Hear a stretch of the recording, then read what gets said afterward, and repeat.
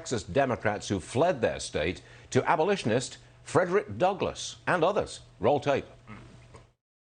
They took bold, courageous action in line with the legacy of everyone from Frederick Douglass to the legacy that includes all those women who marched down Pennsylvania Avenue for women's right to vote, to all of those folks who shed their blood on the Edmund Pettus Bridge to make sure that we would, in 1965, pass the Voting Rights Act. And now we have in 2021 the Texas legislature. Wesley Hunt joins us now. He's the gentleman on the right-hand side of your screen. He's running for Congress in Texas. He is a Republican. Wesley, welcome to the program. I just want to ask you, what do you say to the Vice President and her comparison that she's making there? You know, Democrats getting on a private plane and flying from Texas to D.C. and comparing that to the struggles of Frederick Douglass, who was Republican, by the way, is absolutely ridiculous and bombastic, in my opinion. And right now, they are fighting what would make a free and fair election and insinuating that people of color cannot get an ID and figure out when to vote just like everybody else is absolutely ridiculous. Again, we just want a free and fair election. But I'm a military guy, and I spent some time in Iraq. And I took an oath to defend this country against all enemies, both foreign and domestic. And I liken being in the State House something to that, a sense of service and a sense of duty to our community. I couldn't imagine telling my commander, no, I'm not going to do a mission just because he or she told me to do it, because I didn't like it. These people are AWOL, and they should be voted out immediately. As a black man, what's it like standing as a Republican candidate in this atmosphere today?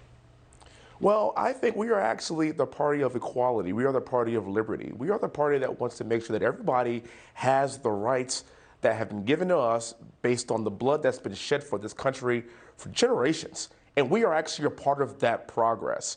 And as a black man, I'm actually really proud to be a Republican and stand for what will be a free and fair election and the laws that allow everyone's vote to count equally. And you know it when you step into that booth. We are the party that supports that. What do other people in the black community say to you?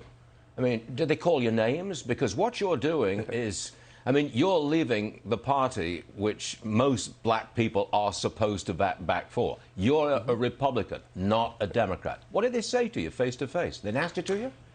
You know, it depends, actually. The black community is not monolithic. We come from different backgrounds, different views, and quite frankly, I get a lot of support from a lot of black people. And even though they may not necessarily agree with my political leanings, they do understand that the notion of having no black people that are Republicans and a two-party system is ridiculous.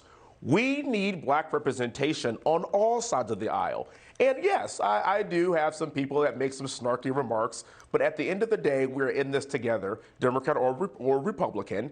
I'm a person that fought for this country, that fought for our freedoms, and quite frankly, the color of one's skin is less important. I am more interested in their character. Yeah, well said, sir, well said. Anytime you want to come back on this program, sir, you are invited here and now, okay? And we hope to do see. I do want to see you. Happy to do it. Thank you so much for having me on. See you soon. God bless you. All right, now.